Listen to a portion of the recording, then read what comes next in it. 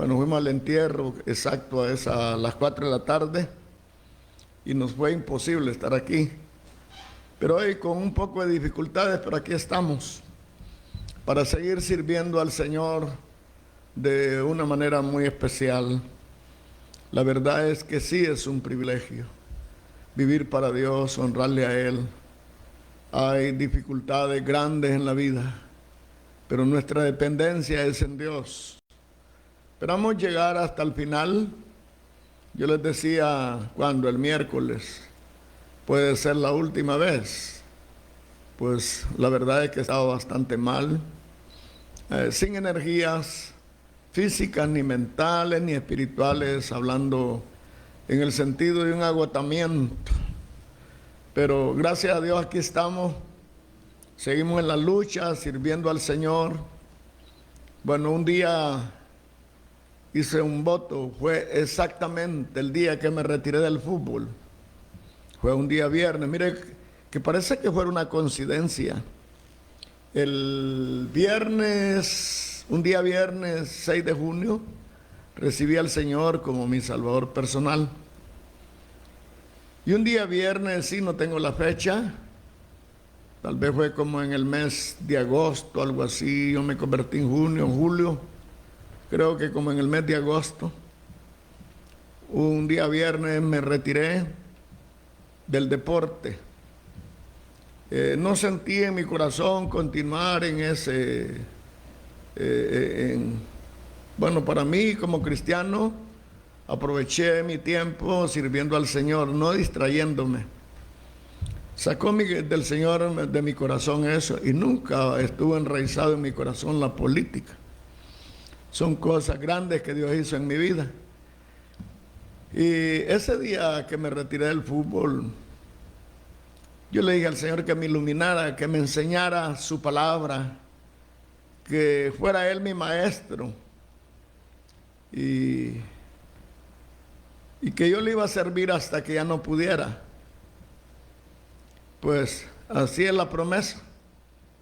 Posiblemente cuando ya no podamos, cuando ya nuestra mente no esté lúcida, decir, ¿y por qué tiene que agotar? Yo no estoy esperando eso.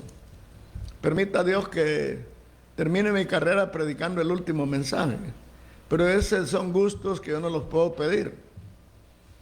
Dijo un hermano, yo le he orado al Señor que el día que muera no quiero morir fuera de la casa, pero murió fuera de la casa, en un hospital.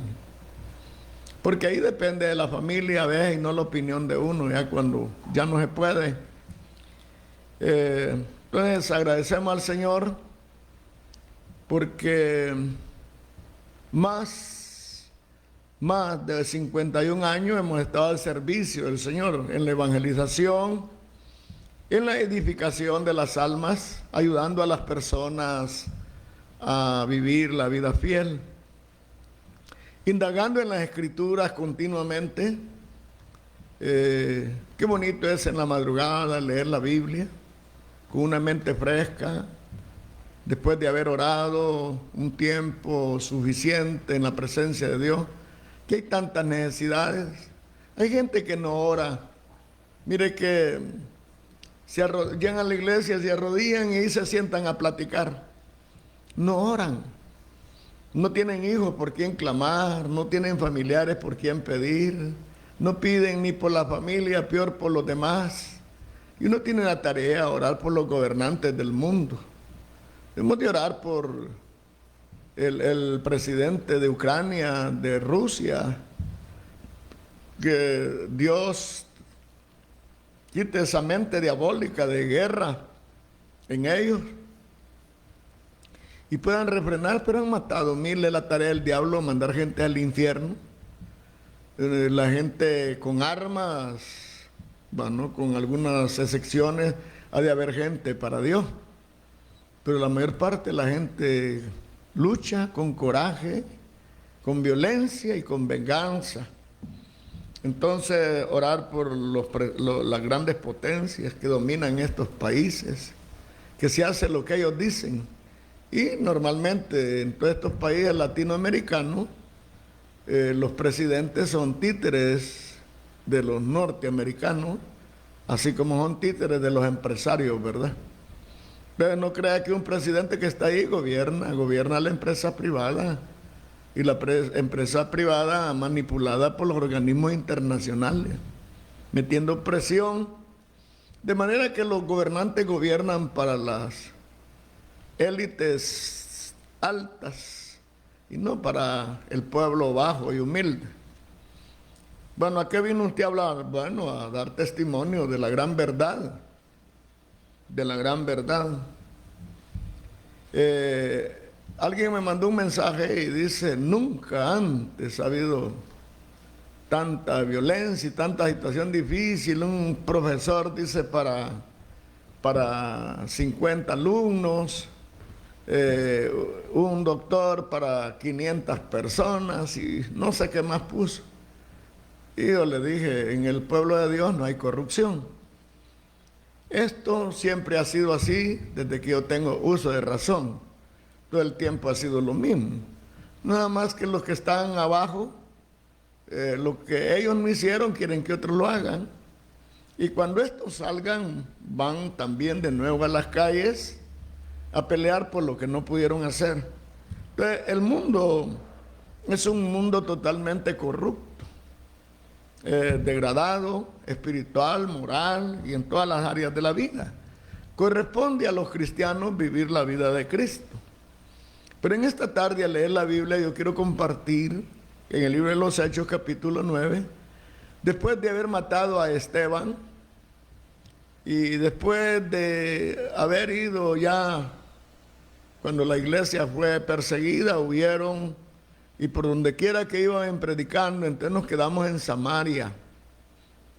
Ahora vemos a Pablo rumbo a Damasco con cartas de poder para traer presos a cuantos hay caminando en el camino del Señor. Y dice la palabra de Dios, y Saulo respiraba aún amenazas y muerte contra los discípulos del Señor. Vino al príncipe de los sacerdotes y demandó de él letras, o sea, carta, para Damasco, a las sinagogas, para que si hallase alguno de los hombres o mujeres de esta secta, los trajese presos a Jerusalén. Y yendo por el camino, aconteció que, llegando cerca de Damasco, súbitamente le cercó un resplandor de luz del cielo. Y cayendo en tierra, oyó una voz que le decía, Saulo, Saulo, ¿por qué me persigues?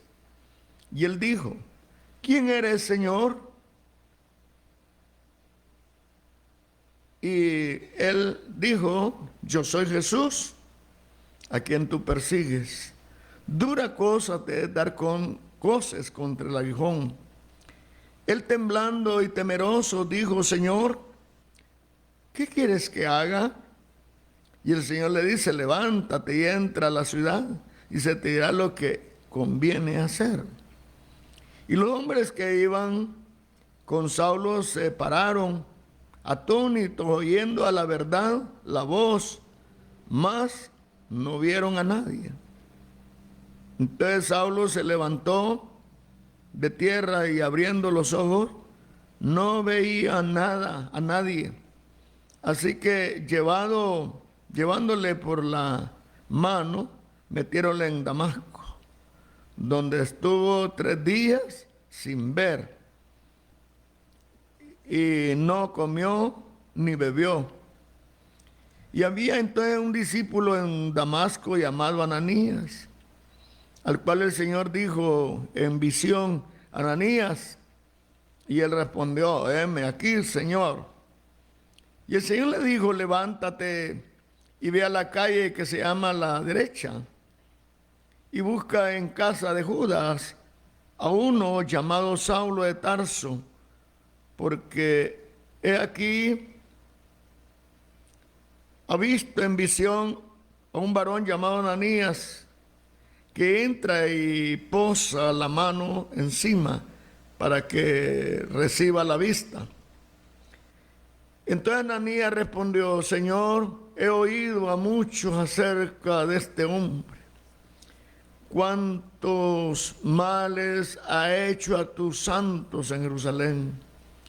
Y aún aquí tiene facultad de los príncipes de los sacerdotes de prender a todo aquel que tuviere tu nombre. Y le dijo el Señor: ve, porque instrumento escogido me es este, para que lleve mi nombre en presencia de los gentiles y de reyes de los hijos de Israel, porque yo le mostraré cuánto le es necesario que padezca por mi nombre. Y Ananías entonces entró en la casa y poniendo las manos encima dijo: Saulo, hermano, el Señor Jesús que te apareció en el camino por donde venía me ha enviado para que recibas la vista y seas lleno del Espíritu Santo. Y luego cayeron de los ojos como escamas y recibió al punto la vista, y levantándose fue bautizado, y como comió fue confortado, y estuvo Saulo por algunos días con los discípulos que estaban en Damasco. Bueno, vamos a leer hasta ahí. Si hay necesidad seguimos leyendo. Pero aquí lo que vemos es el relato de Saulo. Un personaje que respiraba amenaza, que había dentro de él un odio por el cristianismo. Hemos venido hablando de la situación de los primeros cristianos, cómo fueron perseguidos. Y aquí encontramos el primer muerto, a Esteban, un varón que no vio para abajo sino para arriba. No vio las pedradas que le tiraban, no vio las piedras que le arrojaban, vio la gloria de Dios, contempló la grandeza de Dios. Y de ahí viene la persecución y son esparcidos para que se cumpla la palabra de ir y predicar el evangelio por todo el mundo. Dios tiene propósito, tiene planes en todas aquellas cosas que parecen para nosotros no agradables, pero que tienen un propósito de parte de Dios todo lo que acontece en nuestra vida. Y vemos nosotros a este hombre fue al sumo sacerdote a pedir cartas de autorización para ir autorizado y prender a cuantos eran seguidores de Jesucristo. Pero la Biblia nos dice que en el camino, cerca de llegar a Damasco, le rodeó una luz del cielo y cayeron por tierra, y cayó por tierra. Y estando ahí tirado en la tierra, el Señor le dice: Saulo, Saulo, ¿por qué me persigues? ¿Cuánta gente está persiguiendo el evangelio creyendo que sirve a Dios? Una de las cosas que pensaba, la misericordia de Dios, y que Dios reconoce a los que son sinceros pero que están equivocados. Saulo era sincero, creía que hacía bien a Dios persiguiendo a los cristianos. Él quería agradar a Dios porque era un personaje muy inteligente, pero estaba equivocado, estaba errado. Y Dios le alcanzó, le llama, y Saulo dice: ¿quién eres? ¿Quién eres? Qué hermoso es cuando nosotros vemos esta intervención gloriosa.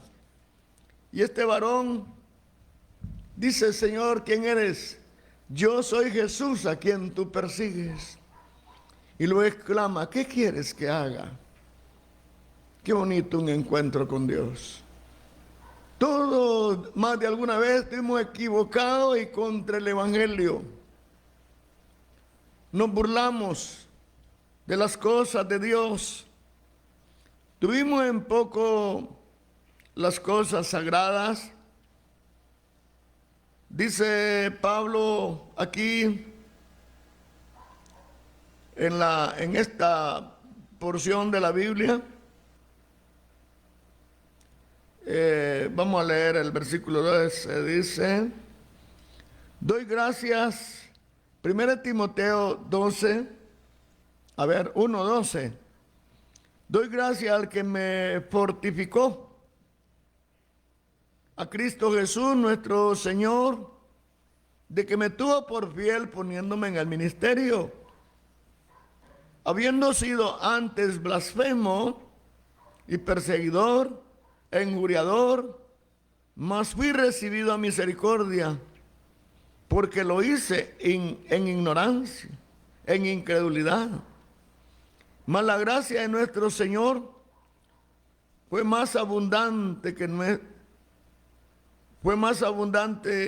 con la fe y amor que es en Cristo Jesús. Palabra fiel y digna de ser recibida de todos, que Cristo Jesús vino al mundo para salvar a los pecadores, de los cuales yo fui el primero. Entonces Saulo dice: antes, habiendo sido blasfemo, injuriador y perseguidor del Señor Jesucristo. ¿Sabe que cuando una persona persigue a un cristiano, es a Dios a quien persigue, es al Señor Jesús? Entonces, con razón nos dice el apóstol Juan: el que a vosotros persigue, a mí me persigue, dice el Señor. Al que a vosotros desecha, a mí me desecha. El que a vosotros recibe, a mí me recibe. Es hermoso entender esto, que la persecución no es contra los que predicamos la palabra, sino contra Dios. Vemos nosotros personas como Esteban, un hombre lleno de vida, un gran elemento, listo para predicar el evangelio, para servir a Dios, pero fue cortado. Dios permitió, para demostrar al mundo y a los cristianos, que cuando se tiene Cristo en el corazón y cuando Él habita dentro de nuestra vida, no hay temor. Pablo era una autoridad, pertenecía al Sanedrín, era un hombre de la época con poder, y todo de parte de él para destruir el cristianismo. Pero Dios, en su misericordia, le demostró, tal como dice la porción que leemos, le dice Dios a Ananías: anda, porque instrumento útil me es este. Y quiero que aprenda cuánto le toca sufrir por causa del nombre de Cristo.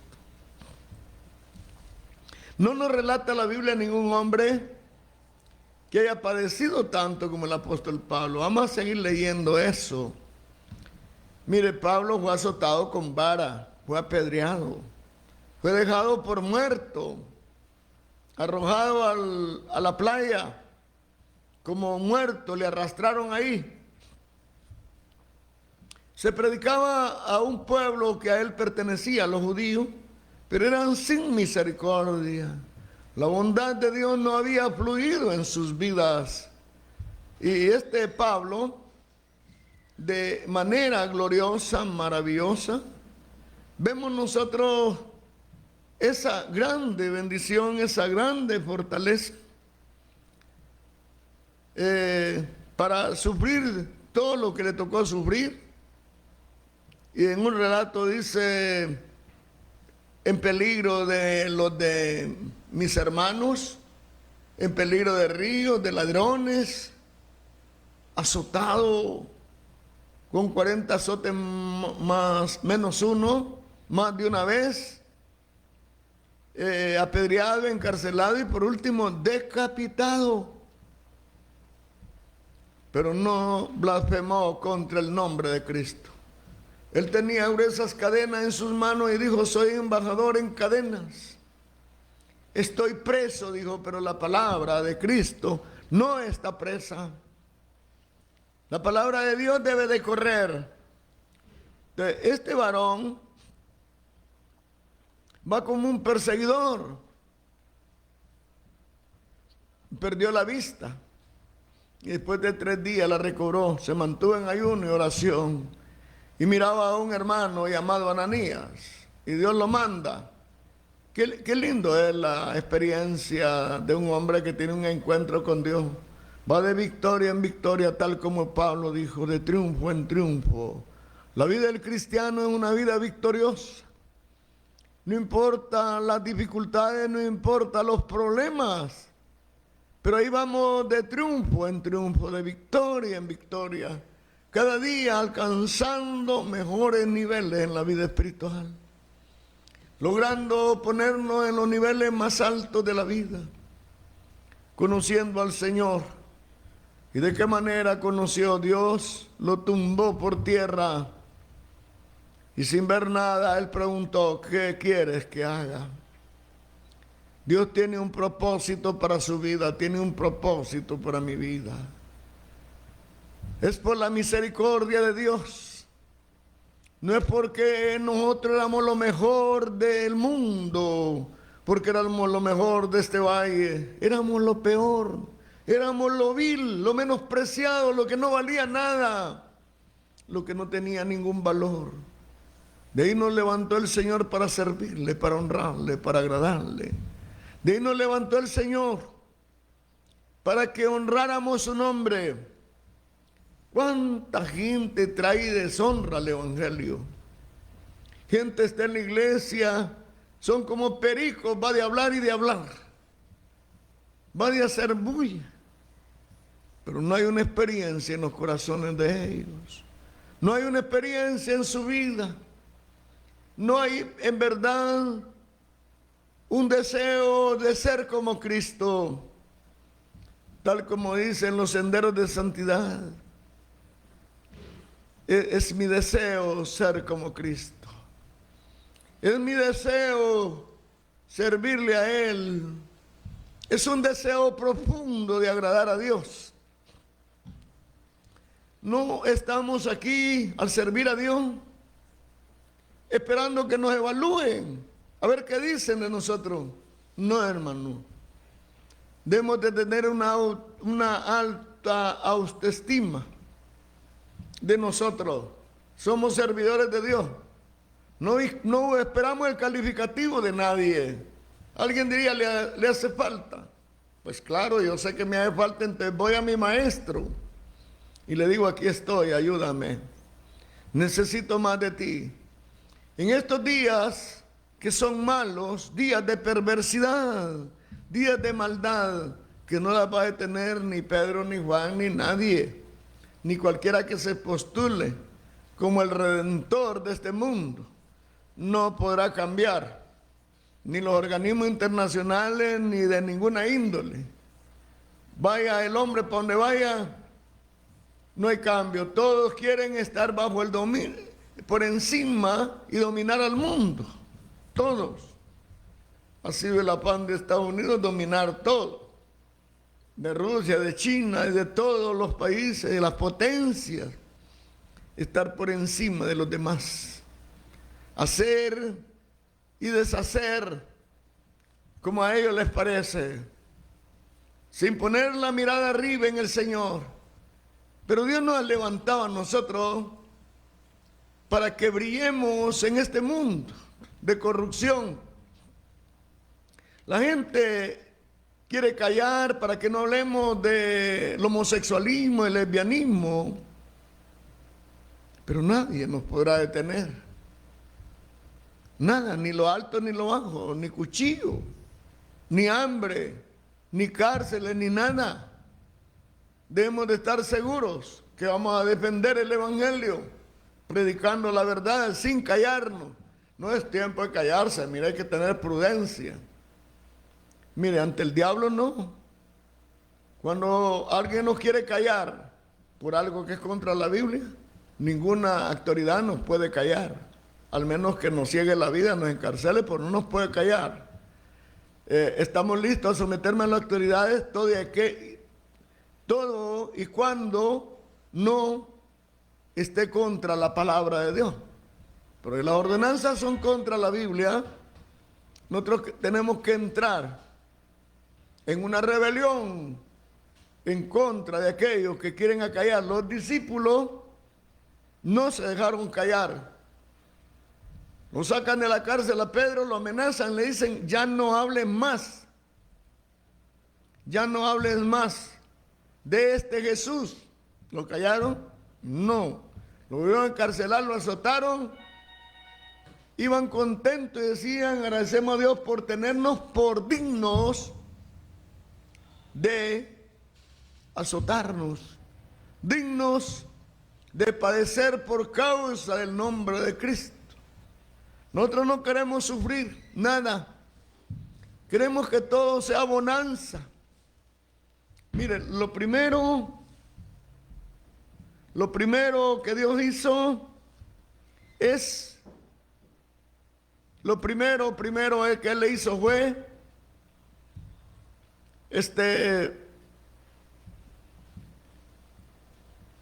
quitarle la vista. Y después Él llegó para perseguir y tuvo que huir descolgado de un cerón, dice la Biblia, o sea, de un cordón, de un hilo, de una cuerda. Porque ahora a él lo buscaban para matarlo. Llega a Roma encadenado y en un barco donde naufragó, que quizás vamos a hablar más adelante, todo por calumnias. Él entró a cumplir un voto, a pagar votos, a rasurarse, porque había hecho votos. Y ahí dijeron que estaba profanando el templo, cosa que no era cierto. Solo a base de mentiras ha sido la persecución del evangelio. Que si hay enfermedad y hay males en un lugar es por los protestantes, es por los herejes, es lo que dicen, pero no es la verdad. Usted sabe que Herodes o Nerón incendió a Roma, es una bella ciudad, la incendió para echarle la culpa al cristianismo, para desarrollar sobre ella una gran persecución, echarle al pueblo que ese fue, que los cristianos habían destruido. ¿Y sabe por qué vino la persecución de ellos? Porque los cristianos no iban a las toreadas, no iban al jaripeo, no iban al anfiteatro, caminaban un rumbo diferente de los demás. Y entonces empezaron a capturarlos, a llevarlos al anfiteatro para hacer obstáculo, para hacer, ¿qué le digo? Para servir como un espectáculo donde les echaban las fieras. Había un gladiador que le soltaron un león y lo mató con su espada. Pero después le echaron otro gladiador y él le enterró la espada y dijo que él no iba a pelear con un hombre. Con uno, la Biblia dice que amemos a nuestro prójimo. Eran hombres bien nacidos en el evangelio. Entonces aquel hombre iba temblando, sabía que se iba a enfrentar en un hombre veloz con la espada. Pero cuando se trataba de luchar con un hombre, no quiso enterrar la espada a la tierra. Aquel hombre le brillaron los ojos y le cortó la vida a este varón, que se me olvida el nombre de él. Estimado amigo y estimado hermano, ¿por dónde ha tenido que pasar el cristianismo? Bajo grandes sufrimientos. Hoy parece que hubiera tranquilidad, porque nadie le hace cosquilla a nadie. Nadie quiere decir la verdad. La gente le hace falta pantalones para predicar el evangelio. Le hace falta un corazón lleno de amor y de poder, resistir al mal y predicar la palabra de Dios. Pero la gente no quiere dañar a nadie, quiere ser un popular. Ningún cristiano verdadero es popular. Es desechado. Es un hombre solitario. Es un hombre que cae mal a todos porque es abominable. ¿Qué le importa? Dice la gente. sin darse cuenta que es ungido por Dios para predicar la verdad, para no omitir la verdad, para anunciar las buenas nuevas, para decir al mundo que Él es el Señor, que Cristo Jesús. Era lo que hacía Pablo después allá, esforzándose para demostrarle que Cristo era el Señor. Dice la Biblia, después de que Ananías puso la mano sobre él, luego le cayeron de los ojos como escamas y recibió al punto la vista, y levantándose fue bautizado, y como comió fue confortado, y tuvo Saulo por algunos días con los discípulos que estaban en Damasco. Y luego en las sinagogas predicaba a Cristo diciendo que este era el Hijo de Dios. Ahora era predicador del Cristo vivo resucitado. ¿Se da cuenta usted que la tarea pronta, el primer mensaje de Pablo, es anunciar que Cristo es el Señor? Los judíos siguen esperando al Mesías hasta el día de hoy. El Mesías vino y no le conocieron. A los suyos vino y los suyos no le recibieron. Mas a todos los que les dio, mas a todos los que le recibieron, a los que creen en su nombre, les dio potestad de ser hechos hijos de Dios. Qué bella es la Escritura. Qué lindo es el mensaje de Dios, que nos lleva al camino exacto, a vivir para Cristo, andar en el camino verdadero, a servirle a Él con toda claridad.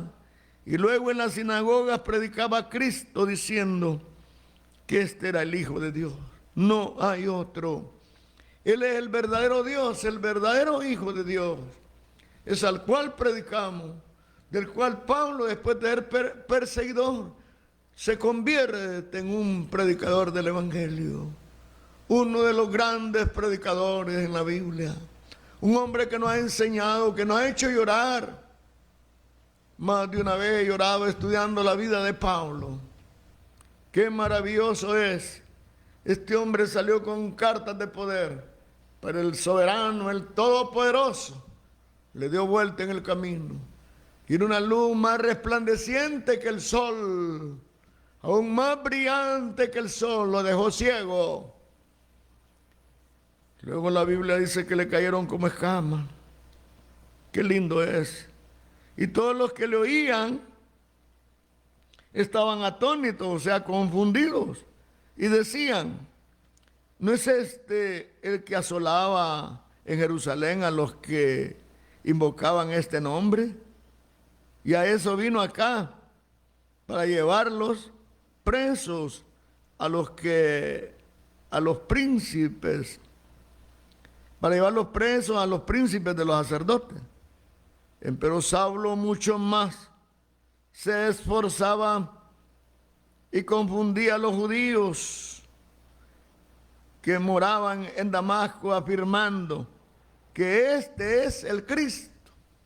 No esperen a otro, ya vino. Saulo no podía creer en Jesucristo, pero él le apareció en el camino, vio a un hombre sincero y honesto que estaba persiguiendo la causa de Cristo por ignorancia. Fue blasfemo por ignorancia, por incrédulo, porque no creyó a la palabra.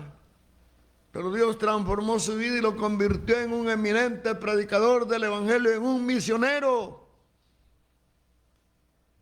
Qué lindo lo que hace el Evangelio en la vida del hombre.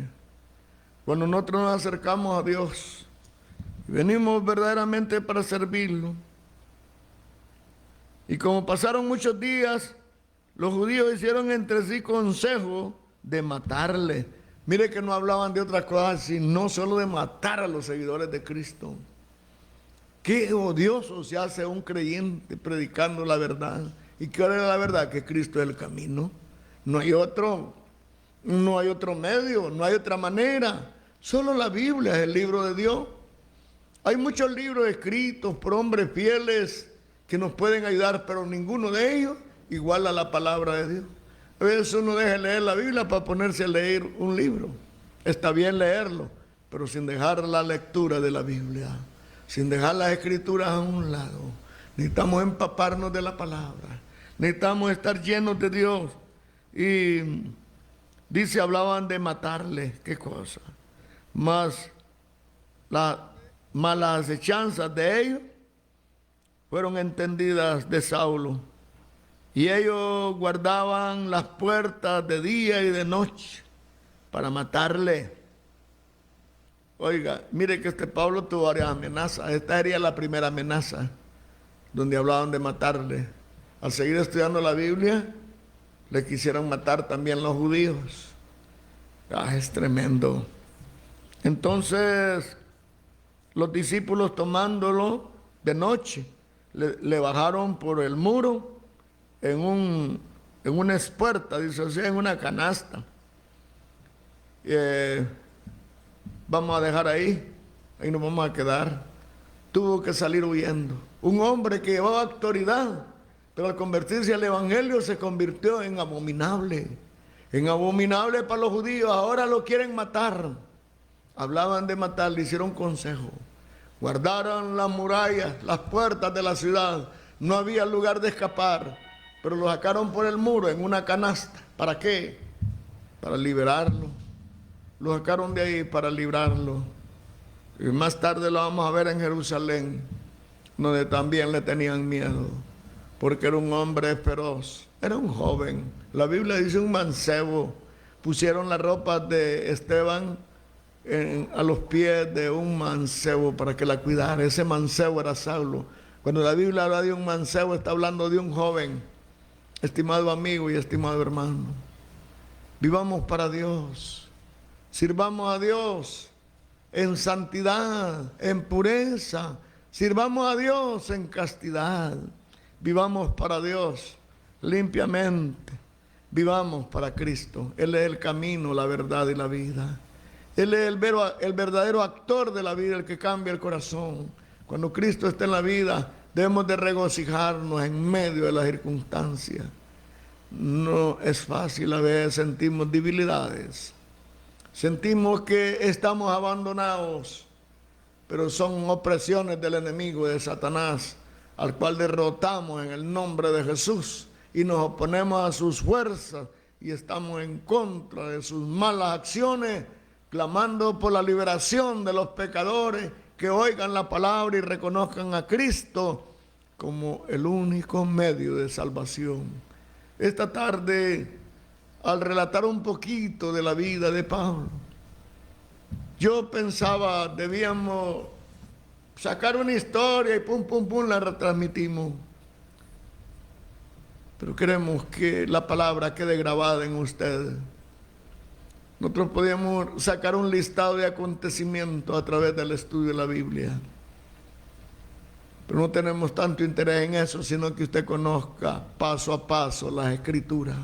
Que conozca la palabra, porque oiga, las palabras son las que te pueden hacer sabio. Escudriñar las Escrituras, porque en ellas tenéis la vida eterna, porque ellas son las que hablan de mí. Y ellas son las que hacen sabio al hombre, las Escrituras. Las Escrituras son eficaces. La Escritura es eficaz, que traspase el alma, que traspase el corazón y los tuétanos y las intenciones, como una espada de dos filos que corta por los dos lados, hasta conocer y entender, y que no hay nada oculto que se pueda esconder de la palabra. La palabra saca luz. Todo lo que usted hace en oculto, se lo van a predicar por la radio o desde el púlpito. Tendrá que oír la palabra de Dios. ¿Y de quién le contó al pastor? Nadie. El Espíritu Santo le está hablando a usted. Que aprenda a vivir correctamente delante de Dios. Yo deseo que esta tarde Dios les bendiga, que los amigos se aferren de la palabra, acepten a Cristo y lo reciban como su Salvador personal. Y que cada hermano en la fe, no importa de la denominación que sea, si usted procura vivir delante de Dios, es mi hermano. Pero si usted solo porque abre la boca habla de Cristo y no vive la vida del Señor, usted no es mi hermano. Usted no es cristiano ni es hijo de Dios. Necesita arrepentirse y caminar en santidad, porque sin santidad nadie verá al Señor. Dios les bendiga. Fundamento firme.